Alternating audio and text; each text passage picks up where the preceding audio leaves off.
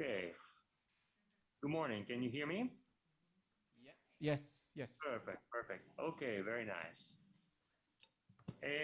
So, yeah, I'll just take maybe at most 30 minutes or so to finish a few topics. So first, pertaining to some of the questions that were asked yesterday, I wanted to briefly mention a couple of complementary approaches for completeness to superfluidity,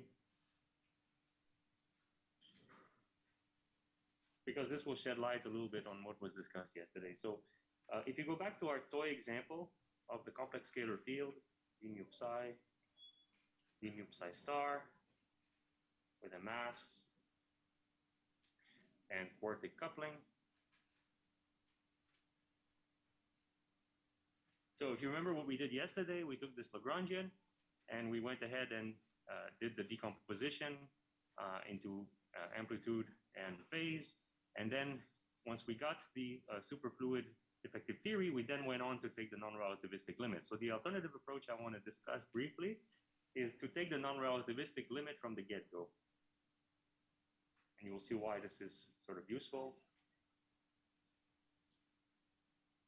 And the way to take this non-relativistic limit is to do a field redefinition of this complex scalar psi, and I'll define a new variable related as follows. So 1 over root 2m, and I will denote the new field variables as capital psi of x and t. And crucially, these two differ by e to the minus imt. So if you think about this evolution of the phase as e to the I energy times time, this is just saying that we're sort of already taking into account the rest mass energy of those particles. So making that substitution into the Lagrangian above, in particular, I'll leave that to you as an exercise, but in particular, if you take the time derivative term, you'll find various contributions here, 1 over 2m, and then of course you'll get a piece which involves quadratic in time derivative of capital psi. Then you'll get terms that are linear in time derivatives of capital psi, which comes about by differentiating the phase, like so.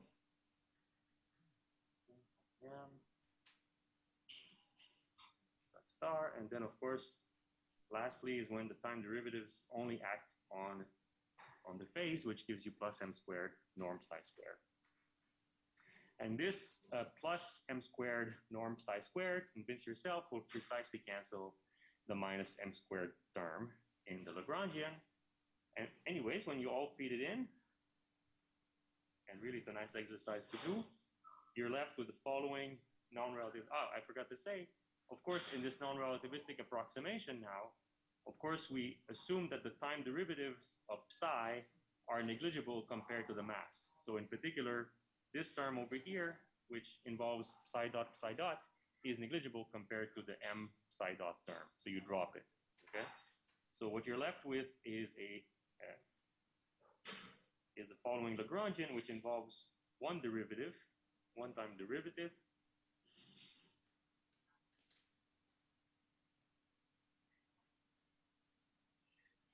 spatial gradients remain.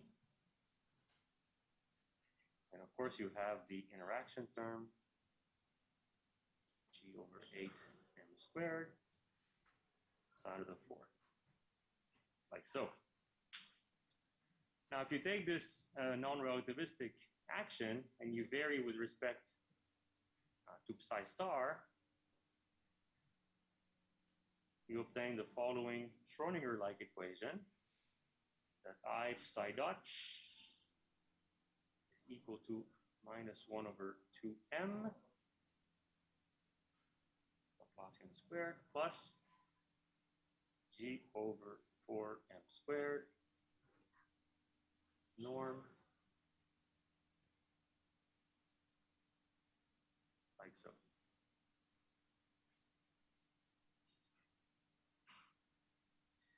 Okay, so it's a nonlinear version of Schrodinger's equation for psi, and it's a famous equation known as the Gross-Pitayevsky equation.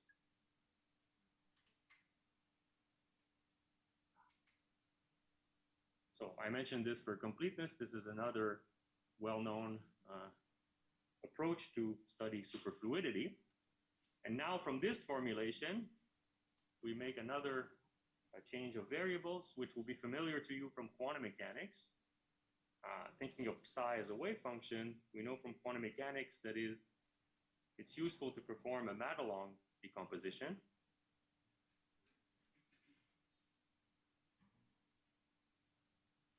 In which you express the wave function in terms of an amplitude and a phase, and the amplitude is immediately recognized, of course, as what sets the charge density. So this is square root of n, right, e to the I theta, theta being the phase, and n, which is the number density, I can write as the mass density divided by the mass of the dark matter particle. That's one thing, okay? So that's the usual decomposition. And what will happen momentarily is you see that I'm splitting the complex field, complex wave function, in terms of two real variables. So both rho here and theta, of course, depends on space and time. So you decompose it into terms of two real variables, and the above Schrodinger equation will of course itself decompose into two real equations, two first-order real equations. And for this purpose, to cast the resulting equations in a familiar form, it's convenient to define a velocity field, v, as 1 over m times the gradient of that phase. In quantum mechanics, this v is, of course, closely related to the current, the spatial current for conservation of probability. In any event, it's a very nice exercise for you to do in the privacy of your room. What you obtain upon substituting,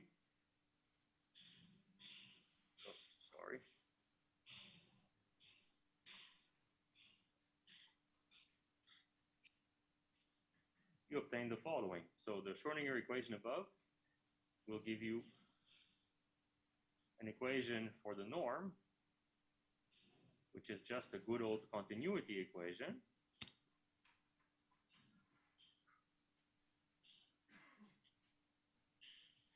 And you'll get an equation for the velocity.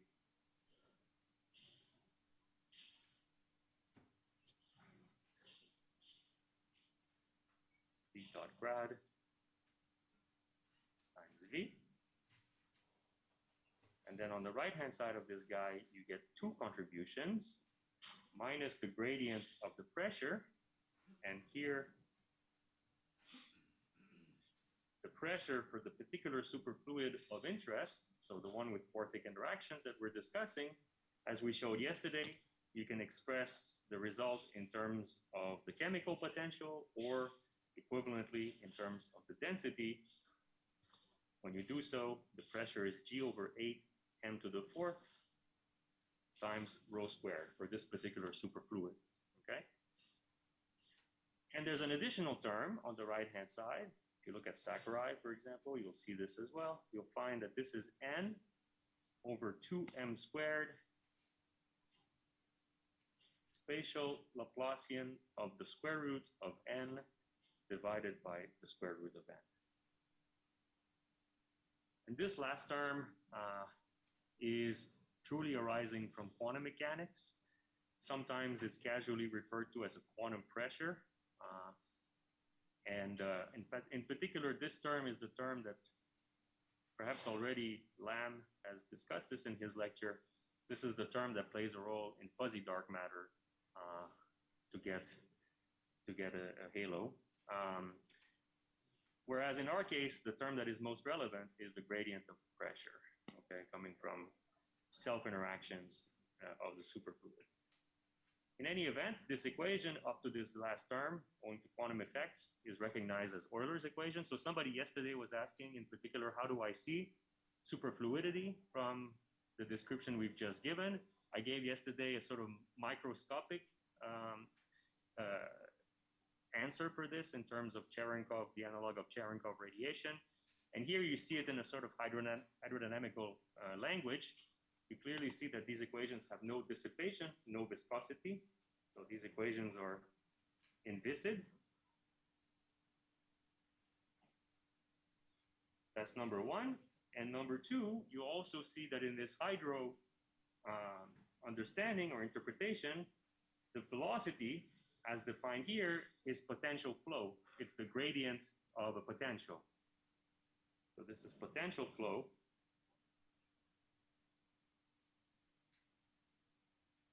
And in particular, it instructs us that the flow is irrotational. Does that make sense? Any questions? I have a question. I'm not exactly sure if it's related to what you just said, but maybe.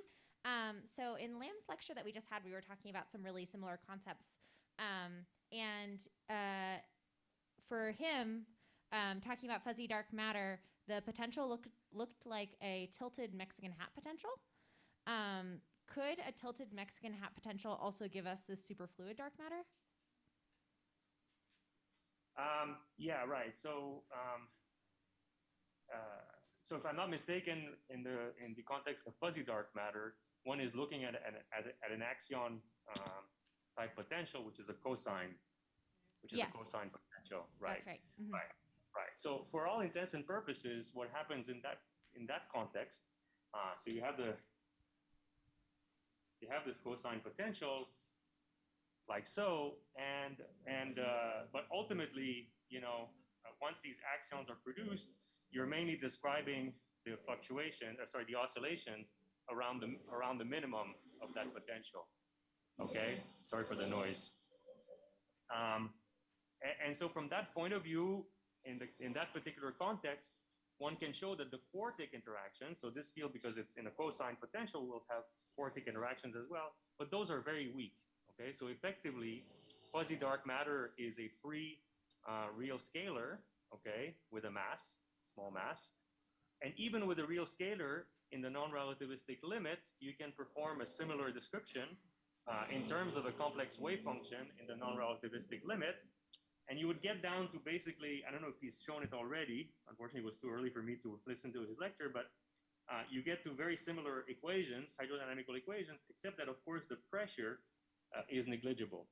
So the short answer to your question is that, I mean, from the sort of the continuum of different phenomena, superfluidity is a version of fuzzy dark matter. They're both Bose-Einstein condensate, except that in the superfluid case, the interactions are important.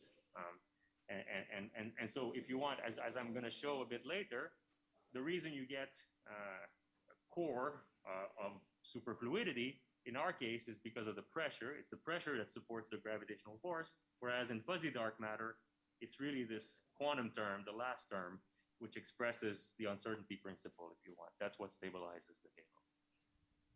Does that answer your question? Yes, it does. Thank you. Thanks so much. And one more for you, Justin. So for this inviscid that you say at the end here, so if I saw a term like rho v, would that tell me that it's not a superfluid? Is that the type of term we're looking for here? Yeah, it will be the term that appears in Navier-Stokes equation. Gotcha. The kind of, the moment the shear and bulk viscosity terms, which are absent here. Yeah. Thank you. Thanks. Okay. Okay. Let me make another brief point. So far we've been discussing, generally speaking, superfluidity and dark matter superfluidity in particular. The moment you say that dark matter could be a superfluid, naturally you ask what kind of superfluid could it be? And the idea that we have with Lasha Bergiani and myself was, if you recall this Lagrangian that I showed in the very first lecture of the Mond Lagrangian, the Bekenstein-Milgram action. So let me refresh our memories on this. So this Mond Lagrangian was of the form minus 2/3 and Planck squared over A naught grad phi squared square root of grad phi squared, and then this couples to density phi rho Okay, I think in my slides I had a 1 over m Planck in the last term. That was a typo. Okay, I think this is the correct action. This is the Bekenstein-Milgram action, and you'll recall that this A naught characteristic acceleration is 1/6 the speed of light times the Hubble constant, which in natural units is approximately 10 to the minus 33 electron volts. Okay, so as we discussed, when you think about, in this Mon interpretation, initially, this phi field is to be thought of as some fundamental field that mediates a scalar force on top of gravity. And in particular, in that case, you have to swallow or contend with the fact that the kinetic term, the gradient term for this field is highly unusual with this non-analytic power. But the idea that we had with Lasha is that in the context of superfluidity, as I've alluded to a number of times, it's natural to identify phi with phonons. In other words, to think of this theory as an effective theory of phonons in the dark matter superfluid. So in this context, right, the natural way we would write this down for the phi field would be as a P of X theory. So we would write it, and the way I'm writing it here is a bit conventional, but one way to think about it is as follows. And then this phi must couple to ordinary matter, rho sub B. So a couple of comments. So remember that X here is the non-relativistic X that we discussed yesterday. And it really is to be thought of as arising from the superfluid phase. And the other comment is, if you look at this last term, which couples phi to rho, you remember phi had a shift symmetry. That's how we justified the P of X. But this last interaction term, of course, breaks the shift symmetry explicitly. There are two ways one can think about this. One is from a particle physics point of view. It breaks the U1, but only at the 1 over m Planck level. So very weakly, and therefore it's a technically natural assumption to have such an operator. And in fact, such operators do arise in superfluidity in various ways. For example, I'm going to show you an example in a few moments. If you have two component superfluids, or if the baryons were to couple to the vortex sector, you can have operators that break the continuous U1 down to a discrete U1. Now, when you do the matching between these two Lagrangians, so the field redefinition that relates the two, to bring it to the Milgram-Bekenstein form, is to define phi to be lambda over m Planck I. Okay, so that's how you would just, for example, relate this term with this term. And when you do that, you will be able to read off what the characteristic scale A naught is in terms of the parameters of this Lagrangian for the superfluid. And you'll find that this scale A naught is related to the scale lambda that appears in the superfluid Lagrangian as the square root of A naught times m Planck. So this is the usual numerology, that the geometric mean of the Hubble parameter and the Planck scale is roughly a milli-electron volt.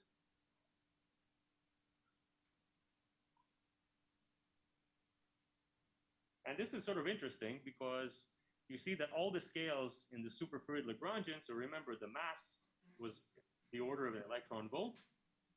And now this interaction or coupling scale lambda is a little bit below the EV scale. Everything is around EV-ish.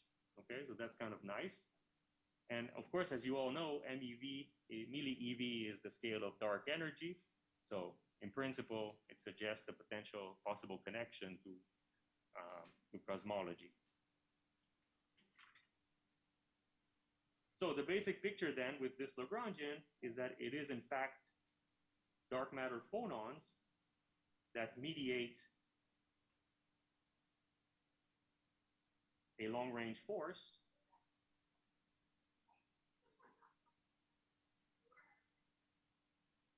above and beyond gravity, and that long-range force is, given the form of this Lagrangian, will be that geometric mean of A naught and the Newtonian baryonic acceleration.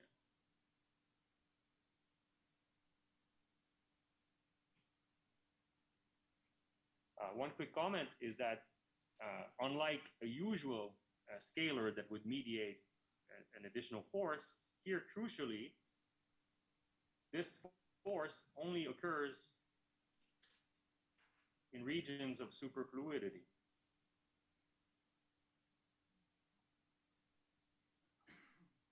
So superfluidity is a prerequisite in order to have this new force. In particular, if there's no superfluid, parts of the universe, particular galaxy clusters, are mostly not superfluid, then no superfluid implies no more. So you see, just from a purely philosophical standpoint, you see, somehow, historically, dark matter, particle dark matter, or modified gravity were viewed as two extremes, one or the other, or completely different entities. Of course, you could combine dark matter and an additional long-range force, but usually it would be done by adding a scalar, which mediates the force, which in principle has nothing to do with dark matter. Here, quite interestingly, right, this modified gravity, so to speak, is really emerging from the dark matter itself. Anyways, this got some philosophers of science very excited that there was this sort of, this kind of different hybrid possibility, but of course, from a physics point of view, it's completely understandable. Okay, let me pause here for questions. Yeah, I have one. Yeah. So this is just kind of a very general question, but I'm having trouble understanding qualitatively how it would be possible to have a force that only exists when you have a superfluid. Yeah, I mean, it's a, how should I say, if you want, a force requires coherence. You need some mediator which is able to coherently communicate this force across long distances, right? If you're in an environment, and that coherence is precisely what the superfluid state offers. If instead you're in an environment where you're not superfluid, then really these dark matter particles are just acting individually. They will still have some short range, extremely short range effects, but they cannot sort of organize themselves to mediate a force over astrophysical distances. So that's the basic idea. Okay, so the field exists everywhere, but the only important contributions of the force are in superfluid regions? Exactly. So somehow in regions where there's no superfluidity, then it's just effectively like collisionless dark matter particles. And all you're getting is the gravity of that dark matter. But in regions where they do organize in a superfluid state, now there is the possibility of having these long-range interactions owing to the coherence of this state. Got it. Thank you. Yeah, thanks.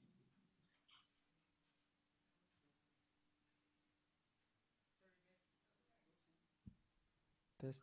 Okay, sorry. May I also ask a question? So now that you said that there are like regions where DM is superfluid and then they are not, so I mean, I'm guessing that there is like, let's say, smooth transition then between the regions. And what about then the forces and how do they, flow into each other, or how would I say? Yeah, that's a good question, right? So in particular, and the answer is I'm not, to be honest, to answer this would require probably simulations, but an interesting situation, I mean, I'll show you in a moment a few slides, but an interesting situation is, let's say, around a Milky Way galaxy, for example. So there's a superfluid core. Superfluid core has to be at least as large as the extent of the disk, and even including the gas, if you so 50, 60 kiloparsec or so. All right, so there's a superfluid core. And now the interesting question is, so if you have satellites, nearby satellites that are within this core, they will experience this additional force. But faraway satellites, let's say Draco, okay, that are further away, these in principle should not experience the force. And to be clear, in order to have the force mediated between two objects, of course, they both have to be within the superfluid bubble. So it's a really interesting question to ask what happens, but I think that's what perhaps you have in mind, that what happens, let's say, when a satellite will enter the superfluid bubble, and how this would change the dynamics. I think this would be a really fascinating problem. We just haven't had a chance to simulate it. Okay, thank you. Yeah. So let me move on perhaps to, I also had a few slides to show. See?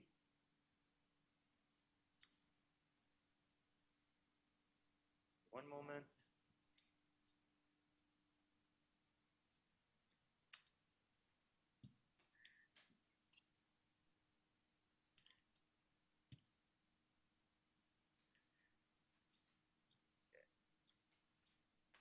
You see the slide? Yes. Great. Let me just make sure. Yes. Okay, perfect. Right. So just some few basic remarks. So related to, in fact, the question that was just asked. So if you let's say we want to actually describe the superfluid profile in a galaxy. So let's first ignore the baryonic contribution. Let's just think about dark matter self-interacting with itself. So if you assume hydrostatic equilibrium, it's a very nice exercise, and I'll put more details in the lecture notes. But as usual, you would equate the gradient of the pressure to the gravitational pull. You get an equation of this type, and you substitute the equation of state for the particular superfluid of interest, where the pressure scales as density cubed. You find this sort of chord density profile shown here, where the density is smooth at the origin, and then monotonically decreases till the size r. Yeah, the equation that you end up getting is a Lane-Emden equation. It's a famous equation in astrophysics in particular. And interestingly, the size of this core, when you work it out, has the following parametrics. Okay, so it depends, of course, on the mass of the core, m. It also depends on the mass of the dark matter particle and that coupling scale lambda. And this is kind of interesting because in this sort of sausage factory, what went in was the solar mass. Okay, so mass in units of solar, that's the mass galaxy. The mass of the dark matter particle, which is EV, lambda, which is milli-EV, and otherwise the Planck scale, or Newton's constant. And when you put it all in the sausage factory, quite interestingly, what comes out is a core radius of order, 50 kiloparsec or so. So an astrophysically relevant scale. So that's kind of interesting. Now, of course, you could say, well, the dark matter halo in our galaxy doesn't sharply terminate like this. This is because the discussion here is at zero temperature. And as we discussed at the beginning, of course, in realistic halo, like our galactic halo, dark matter particles are whizzing around. They have a velocity dispersion, and therefore this is really at finite temperature. So if you do more carefully, a little bit more carefully, the calculation at finite temperature, this is what I obtained with my student and a condensed matter colleague at Penn, Tom Lubensky. So this is roughly the picture of how the profile looks like. So there's a superfluid core. You see it here in the inset. Okay, there's a superfluid core. But then when the density drops sufficiently low, then your particles start to behave as dark matter particles, but still in thermal equilibrium. And as a result, the profile turns over to an isothermal profile with approximate 1 over r squared fall off. And lastly, when the density drops sufficiently, then even thermal equilibrium cannot be maintained. And then we weren't able to calculate this, to be honest, but the expectation is that you would eventually just match to an NFW sort of CDM style profile. You can fit rotation curves. So here to keep in mind that within the superfluid bubble, there are really three forces that are acting on a test baryonic particle. So one is the gravitational acceleration from the baryons themselves, gas and stars. There is the gravitational Newtonian force due to the dark matter, as usual. But then on top of it, there's the Mondian force coming from the phonons. And yeah, we were able to fit galactic rotation curves. Of course, this is not so surprising because, this is reproducing the Mon behavior, which, as we know, is quite successful at fitting rotation curves. Okay, this is fun. So as you probably know, Andromeda Galaxy and the Milky Way Galaxy are on a collision course. In about 5 billion years, approximately, they will merge together. Also, there's a triangulum galaxy, which comes along to make it a fun three-way dance. But you see that eventually they come together and they merge. And you see that the way they merge, if I just quickly replay the movie because it's fun, You see that the way they merge almost appears that there's some friction force because they're sloshing around and rapidly coming together. And this is a well-known effect in gravity. It's known as dynamical friction. Okay, the fact that these guys, and it's really what makes galaxy mergers efficient. It's this sloshing around due to dynamical friction. So what is dynamical friction? Dynamical friction is the following simple fact, that if I take a body moving through a gas of particles with only interactions being gravity between them, then as this massive body passes through, it attracts particles in the medium, okay, and thereby creates an overdense region in its wake, which therefore acts to pull it back. Okay, so it's simply this rearrangement of the medium particles, which results in the body effectively experiencing friction force, even though, of course, gravity is conservative fundamentally. Okay, so it's sort of an entropic force. Oh, by the way, this is how it's going to look in the sky 5 billion years from now. Okay, so you see, you start with the Milky Way, and then Andromeda is coming, and then poof, everything goes messy, and at the end, you're left with an elliptical galaxy. By the way, Avi Loeb at Harvard, who studied this phenomenon, has written papers on this future collision, has said that this will be one day his most cited paper in 5 billion years. So anyhow, but in the superfluid context, the story is a little bit different.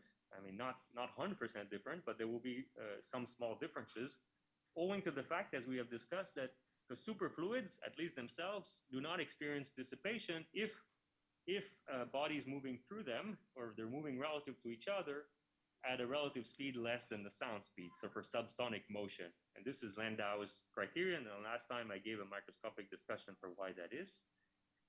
So if you were to do simulations, and we're still planning to do them, for galaxy mergers, then at least for the superfluid cores, one would expect suppressed dynamical friction if the infall velocity is less than the sound speed within the superfluid media.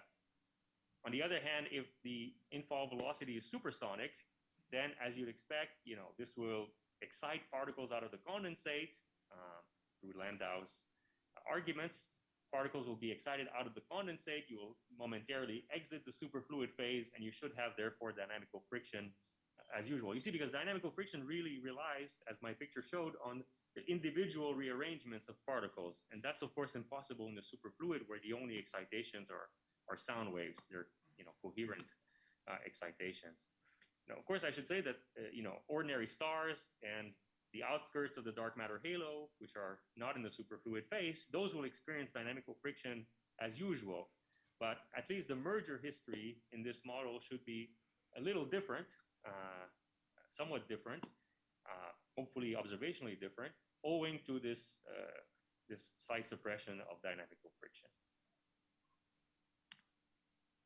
Okay, of course, maybe many of you are wondering how dark energy can fit into this picture. So I'll briefly mention this, and then my last point. So dark energy, we wrote a paper on this. There's a sort of very nice natural way that dark energy may arise in this context. And the basic idea is as follows. In the lab, people have studied mixtures of Bose-Einstein condensates or mixtures of superfluids, which can arise, let's say, if you have cold atoms and you have two states of these cold atoms, maybe ground state excited states, a mixture, these populations, and as a result, and both populations can be in superfluid state. So you really have this mixture of two superfluids, okay? And as we know from superconductivity, there's a completely analogous phenomenon in superfluidity. They can interact, these two components, and they interact with Josephson-style coupling as follows. And what this does is it breaks the continuous U1 symmetry down to there are initially two U1 continuous symmetries for each of the two fields, and it breaks it down to a diagonal subgroup in such a way that what you get are these periodic cosine potentials. So the basic idea we had is that the energy difference between the two states will lead to a potential, which is the cosine squared of that energy difference times time, and that kind of time-dependent potential, which simply owes to the interaction energy of these two forms of dark matter can back react and drive late time acceleration. Okay, let me maybe conclude my set of lectures. So I think in summary, there is no question in my mind that cold dark matter works exquisitely well on the largest scales in the universe. In galaxy clusters as well, it does pretty well. But I think from my point of view, the tight scatter of these empirical scaling relations in galaxies remains puzzling from a CDM point of view. It's an open question whether CDM can fully explain them. It's an interesting question to resolve. But aside from this motivation, one can consider dark matter superfluidity in its own right as an interesting form of dark matter. But anyways, this was my motivation. And from my point of view, these tight relations may be suggesting that there are new long-range interactions taking place on galactic scales. And in this dark matter superfluid context that we've developed, it's kind of interesting because both dark matter and muon are not, mutually exclusive. Rather, they are different manifestations of the same underlying physics, namely dark matter superfluidity. And as we discussed, there are some potentially rich implications for mergers of galaxies. Oops. Can you still hear me? Yes, there was Okay. some disturbance, but now it's okay. Okay. Yeah, and lastly, an interesting question is, so if you remember in yesterday's lecture, I mentioned the unitary Fermi gas, which is a gas of cold atoms that has been well studied in the laboratory, which has also these non-analytic powers as a superfluid effective theory. So to me, this is sort of an interesting possibility, whether we could actually find a cold atom system that would have the desired equation of state for this Mon effective theory. And in particular, whether using that, one could study the analog of a galaxy, let's say in a cold atom system. So I'll leave it here, and of course, I'm happy to discuss more with questions. Is there any question? Yes. If you want to hear. Hi. So, as I understand, in the context of this dark matter superfluid, we recover cold dark matter on cosmological scales. But how does that work? It's just because the density is so, the fluid is so dilute that these interactions are not important. How does this work, recovering the cold dark matter limit? Yeah, pretty much that's correct. At low enough density, you recover. You can recover basically collisionless dark matter. That is correct. That's why if you want the NFW profile is recovered. But can we see that from the Lagrangian you wrote? Or?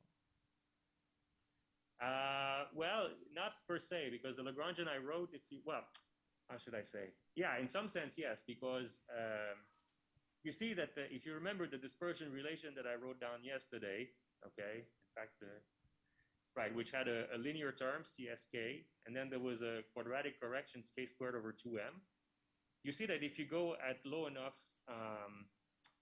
let's see, so how does this go? Yeah, so somehow if you go to regions, once the density gets low enough, then the condition for Bose-Einstein condensation simply breaks down, right? So remember, Bose-Einstein condensation requires densities such that that the Brody wavelength is longer than the average particle separation. So as the gas becomes sufficiently dilute, then this condition breaks down, and there's no Bose-Einstein phenomenon anymore. So really, in that limit, you just behave like collisionless particles. Okay, makes sense. Thanks a lot. Thanks so much. I have a question about the density profiles that you're talking about in galaxies. I'm so sorry. Can you say again? Yeah, I have a question about the density profiles of galaxies. Yes. So you said that you were not able to do the calculation outside of the isothermal region. Why is that? Is there some problem you ran into, or? No, it's just the description itself. So somehow it's sort of related to what I just mentioned, that you start out from this effective. I mean, in principle, we could do it, but it's just the way we solve things, right? So you take your theory, which is, let's say, the quartic complex scalar as a simplest example. And as we've shown explicitly, there you can, of course, nicely describe this in a sort of by expanding around the condensate and having your fluctuations being the phonons, etc. But that presumes that there's a Bose-Einstein condensate, right? So if you want, once you go to the outskirts where the density is so low that there's no Bose-Einstein condensation, I mean, the theory that you wrote down, the Lagrangian, is still valid. It just now describes a collection of particles. And it's just tricky to find the approximation scheme that continuously goes from one to the other. So I can say one quick thing about this. So I mean, these are questions that are studied in the statistical mechanics community. So let me just collect my thoughts.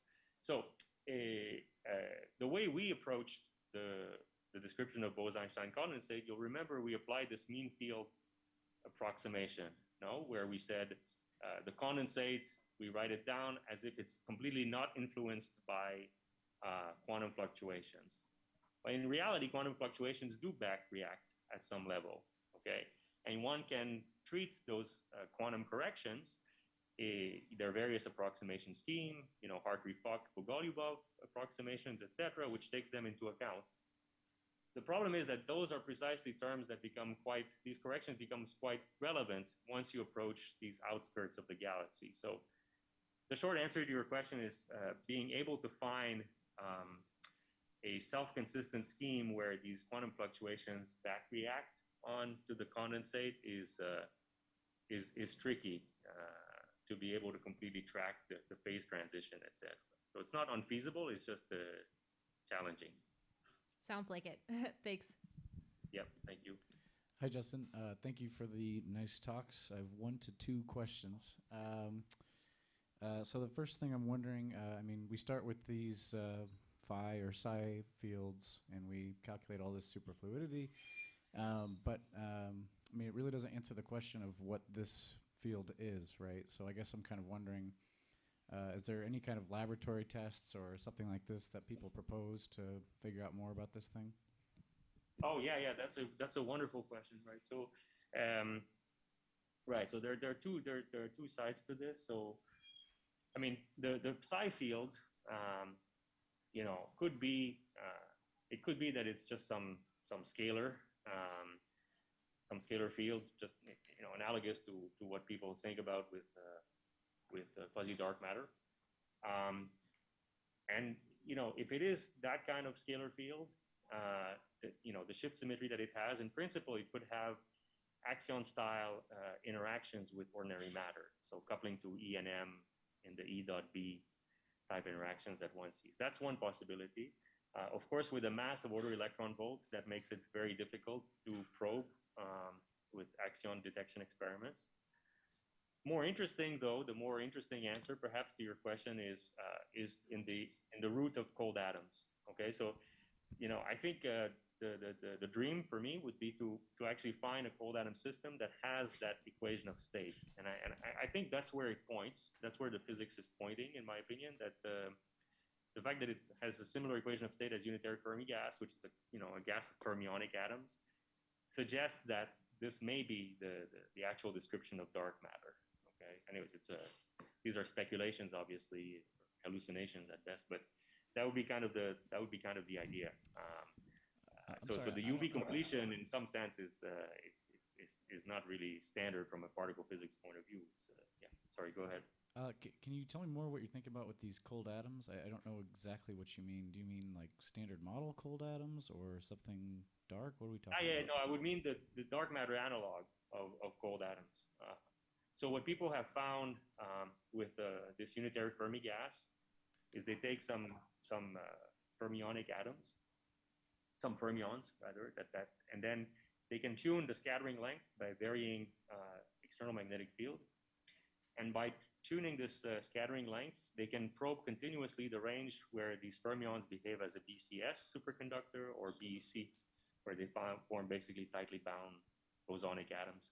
And in between, there's a resonance phase transition known as the unitary Fermi gas. and that's a super interesting phase. And in particular, there the equation of state of that superfluid also has these half integer powers. So that's what, in some sense, piques my interest. That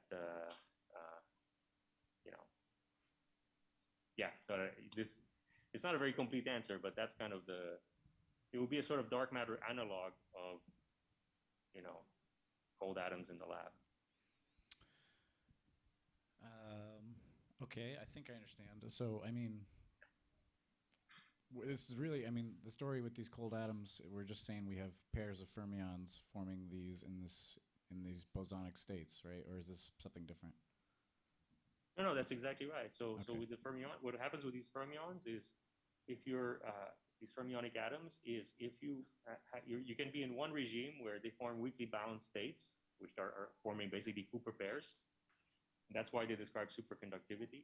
And at the other end of the spectrum, they're more tightly bound states, which are therefore behaving as basically elementary bosons, and they form a BEC. And in between, there's this transition. Sure. So it would be some kind of state of dark matter that, that would behave in this way. But I don't have anything more precise to say about it. No, that's clear. Thank you. And now for my second question.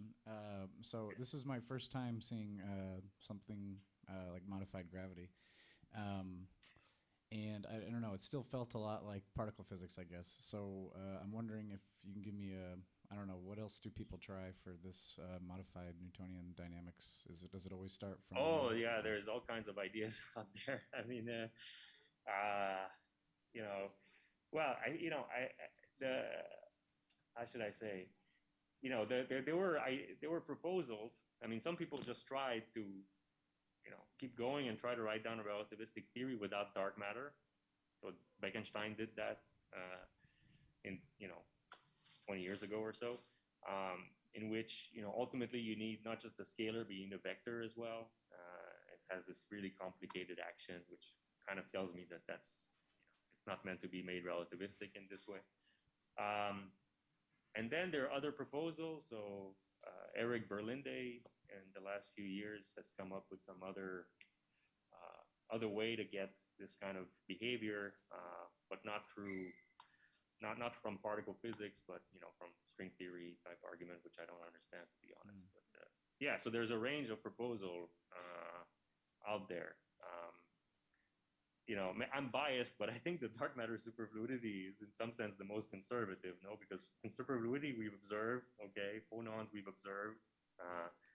Dark matter being a superfluid is not entirely crazy. So I think in the spectrum of this modified gravity, I think it's well, I don't want to say reasonable, but yeah, somewhat reasonable. No, yeah, I guess it makes sense, and it is satisfying. I guess if from a naive standpoint, it doesn't even seem like it's modified gravity. It just seems like it's the implications of particle physics. No. Yeah, I mean, I would say modified gravity is at the basic level is just new long-range force. No, so and here's a way to introduce a long-range force without really modifying fundamentally what is gravity. I see. You know, the rest of the gravitational sector is untouched. I see. Very good. Thank you. Thanks so much. Yeah. There's one question on Zoom on the chat. I don't know if you can read sorry, it, otherwise yes. I'll read it for you. Let me quickly look at it. Can you? Sorry, I can't somehow. Yeah, there we go. Okay. Oh, that's a nice question. Right. So, question for the is, people here, actually. So the question is yes, I whether will read it. Okay, go ahead. the predictions for galaxy collision, I guess galaxy cluster collisions with superfluid dark matter, are consistent with the observed galaxy cluster collisions, such as the bullet cluster. Yes, great question. So I didn't have a chance to discuss the self-interactions of this superfluid, but as I briefly alluded to in the first lecture, to maintain coherence of the superfluid state in the galaxies, these particles have to be, of course, self-interacting, and they have to be self-interacting sufficiently strongly. So specifically, what you find is that the interaction cross-section, here I can just really quickly write it for completeness.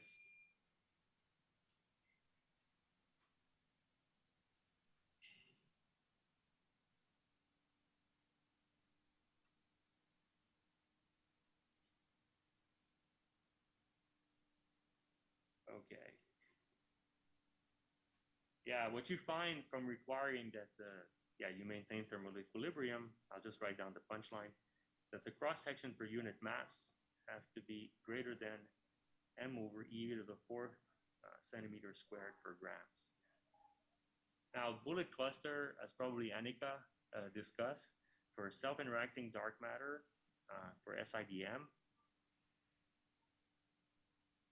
the constraint on sigma over m is roughly that it's a centimeter squared, less than centimeter squared per grams. Now, more precisely, I think in their simulations, they found some 0.1 or 0.5 numerical factors, but yeah, roughly it's centimeter squared per grams. So this tells you that in order to have a window that is compatible between these two statements, the mass of the dark matter particle has to be somewhat below EV, but it's raised to the fourth power, so that helps substantially. So just to say, although to be fair, this analysis of the bullet cluster and similar merging clusters, by now there's like nearly 100 of such clusters.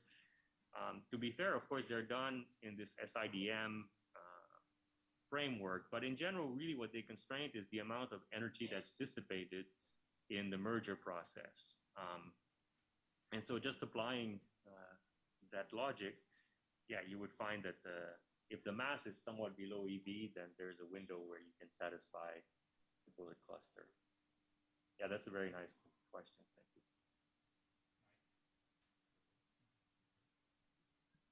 Hi, I have another question. If I recall correctly, in one feature of superfluidity is the formation of vortices. Yes, correct. Absolutely, yeah. I mean, if it happens, does this have some consequences on, I don't know. That's a wonderful question. So we've looked into this. So as you know, as you correctly point out, if you take a superfluid and you rotate it sufficiently fast, there's a critical angular velocity.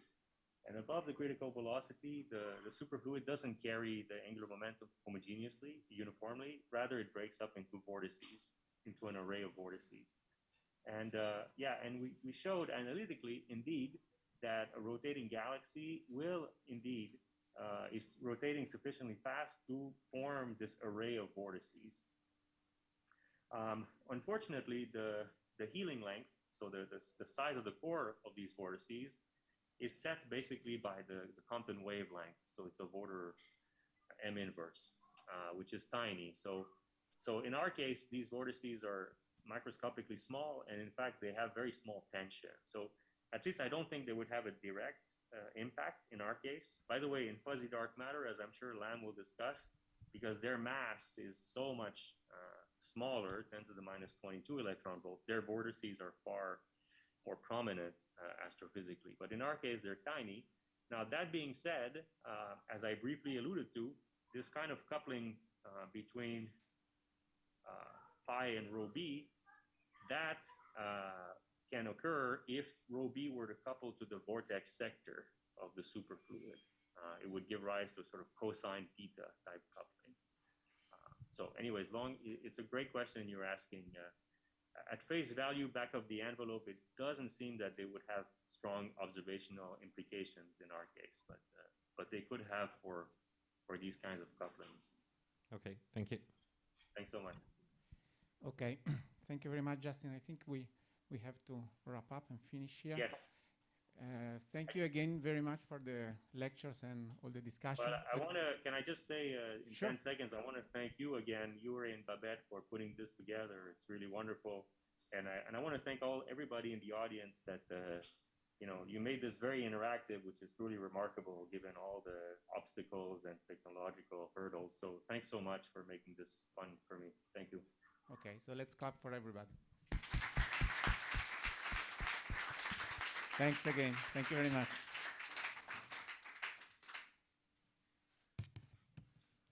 Recording stopped. Okay.